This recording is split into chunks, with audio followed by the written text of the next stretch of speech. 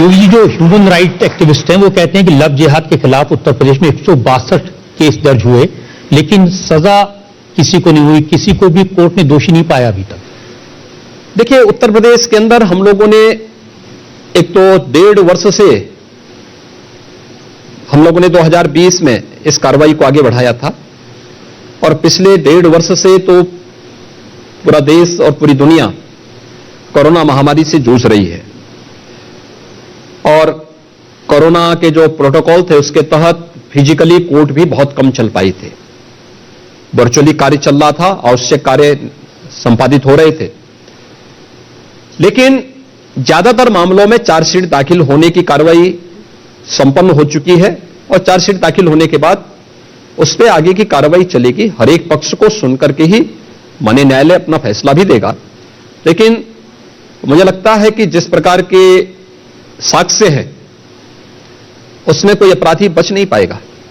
बहुत ठोस साक्ष्य हैं और उस साक्ष्य के पीछे केवल एक धर्मांतरण की ही घटना नहीं है, उस साक्ष्य के पीछे देश के खिलाफ जो षड्यंत्र रचे जा रहे हैं, जिस प्रकार के जिहादी जुनून के माध्यम से अराजकता पैदा करके एक बड़े समुदाय को टारगेट करने का कुत्सित प्रयास हो रहा है, ये सभी बेनकाब होंगे।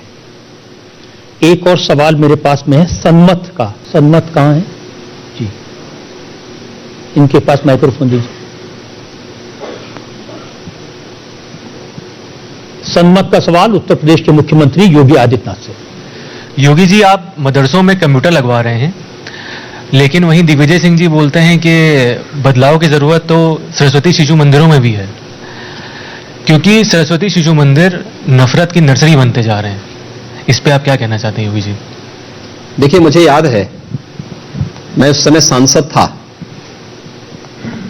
और गोरखपुर में एक बहुत सीनियर मुस्लिम अधिकारी मेरे पास आया था और उस मुस्लिम अधिकारी ने मुझे कहा कि मैं अपने बच्चे का प्रवेश कराना चाहता हूं सरस्वती शिशु मंदिर में। तो मैं बहुत उसके साथ उसको देखा। मैंने कहा, भी आप सरस्वती शिशु मंदिर में अपने बच्चे को? उसने कहा, हाँ साहब। मैंने कहा, क्यों? उसने कहा, साहब मेरे 3 बच्चे हैं, एक को मैंने इंग्लिश मीडियम में पढ़ाया, दूसरे को मदरसे में, तीसरे को सरस्वती मंदिर शिशु मंदिर में भेजना चाहता हूं। मैंने कहा, क्या इनकी उम्र में कोई गैप है क्या? उसने कहा, हां है। उसने कहा, इन सब में 5-5, 6-6 वर्ष का गैप है।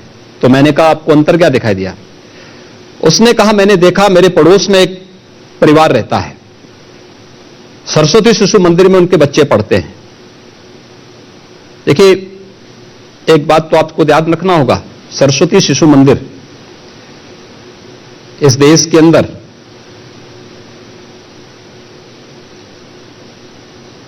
एक ऐसी स्वयंसेवी संस्था के संरक्षण में चलता है जो सरकार से कोई अनुदान नहीं लेता, कोई अनुदान नहीं लेता। हमारे यहां 8000 मदरसे बंद नहीं होते हैं, हमारे यहां सरस्वती शिशु मंदिर बंद नहीं होते हैं, समाज के सहयोग से चलते हैं। समाज कंट्रीब्यूशन देता है, हाथ नहीं फैलाए जाते हैं। दूसरा, पाठ्यक्रम अलग नहीं है, जो सरकार का पाठ्यक्रम होगा वही सरस्वती शिशु मंदिर में पढ़ाया जाएगा, उससे अलग नहीं। तो मैंने कहा, पाठ्यक्रम तो वही है ना? उन्होंने कहा, साहब पाठ्यक्रम अलग है, अलग नहीं है। पाठ्यक्रम वही है जो इंग्लिश मीडियम का है या यूपी बोर्ड का है या सीबीएसई बोर्ड का है।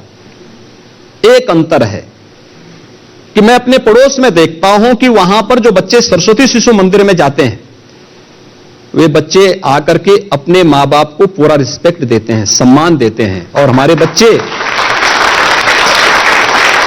वह घर में आते हैं तो तू मैं करके इतने अपमानित करते हैं कि हम लोगों को कभी कभी लगता है कि हमारे ही बच्चे हैं, किसी और के हैं। तो यही अंतर है। सरस्वती शिशु मंदिर भारत का संस्कार देने, भारतीयता के साथ प्रत्येक नागरिक को जोड़ने और बिना भेदभाव के इस शिक्षा व्यवस्था को देश के अंदर आगे बढ़ाने के सबसे सशक्त माध्यम देश के अंदर वर्तमान में है।